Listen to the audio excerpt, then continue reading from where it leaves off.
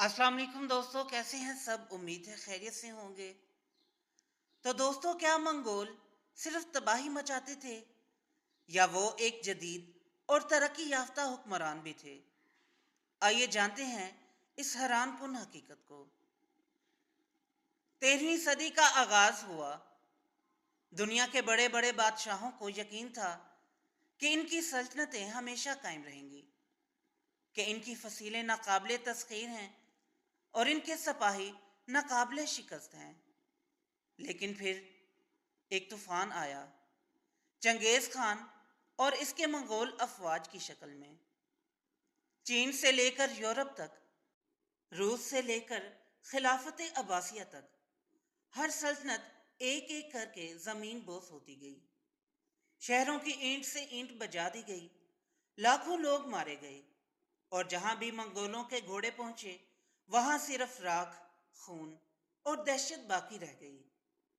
लेकिन क्या मंगोल वाकई सिर्फ वहशी थे या वो किसी बड़े मंसूबे के तहत दुनिया पर राज करने आए थे? आज हम जानेंगे मंगोलों की हकीकत क्या थी। जानने के लिए वीडियो को एंड तक देखें और जिन्होंने मेरा चैनल सब्सक्राइब नहीं किया वो ज़रूर करें, ताकि इसी तरह हिस्ट्री से मुतल्लिक आपके नॉलेज में इजाफा होता रहे। तो चलिए दोस्तों, वीडियो शुरू करते हैं। 13वीं सदी में जैसे ही मंगोलों का नाम लिया जाता, शहरों में खौफ की लहर दौड़ जाती। कई बार तो ऐसा हुआ कि किसी शहर को फतह किए बगैर ही मंगोलों ने इसे तस्लीम करवा लिया, क्योंकि वहां के लोग जंग की बजाय हथियार डालने को तरजीह देते थे। यह खौफ सिर्फ अफवाहों की वजह से नहीं था, मंगोलों ने वाकई अपनी जालिमाना यलगार से दुनिया को हिलाकर रख दिया था। मंगोलों की कत्ले आम की मिसालें। 1218 में ख्वारज़म सल्तनत का मुकम्मल खात्मा कर दिया। बगदाद में 8 लाख से जायद लोग मारे गए। निशापुर में तकरीबन 17 लाख अफराद हलाक कर दिए गए। मंगोलों की वहशतनाक हिकमत अमली। शहरों को जलाना और तबाह करना। मंगोलों के हमले के बाद शहरों में कुछ बाकी नहीं बचता था। जमीन पर इतनी लाशें पड़ी होती कि महीनों तक वहां कोई रहने वाला ना बचता। नफसियाती जंग। वो हर जगह अपने कत्लो आम की कहानियां फैलाते ताकि अगला शहर बगैर लड़े हथियार डाल दे। जब किसी फौजी कमांडर या बादशाह ने मज़ाहमत की तो इन्हें इंतहाई वहशियाना तरीकों से मारा जाता ताकि दूसरे इबरत हासिल करें। कैदियों को जबरदस्ती फौज में शामिल करना। वो दुश्मन के सिपाहियों को गुलाम बनाकर अपनी फौज में शामिल करते ताकि अगली जंग में वही अपने लोगों के खिलाफ लड़ें। लेकिन सवाल यह है, क्या वह वाकई सिर्फ वहशी कातिल थे या इनके हमलों के पीछे कोई बड़ा मंसूबा था? यह हमें इनकी फौजी हिकमत अमली से मालूम होगा। मंगोल फौज कोई आम फौज नहीं थी। यह दुनिया की सबसे मुनज़्ज़म, तेज और जदीद फौज थी।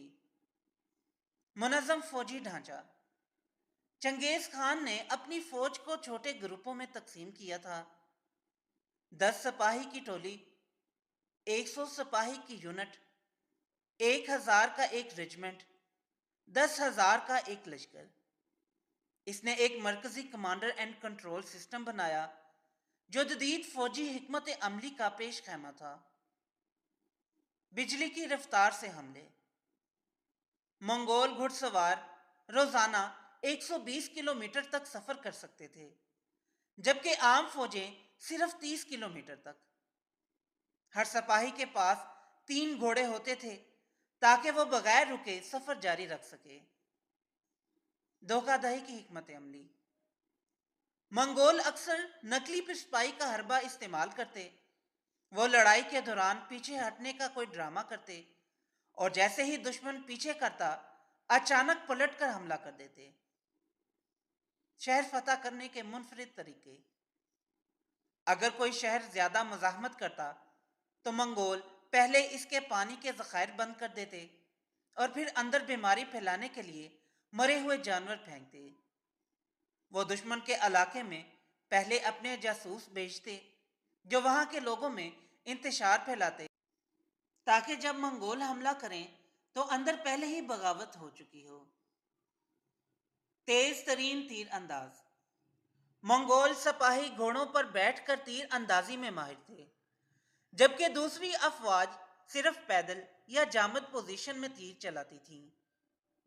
इनके तीर इतने तेज और लंबे फासले तक मारने वाले थे कि दुश्मन को मौका ही नहीं मिलता था कि वो करीब आ सके। चीनी टेक्नोलॉजी का इस्तेमाल।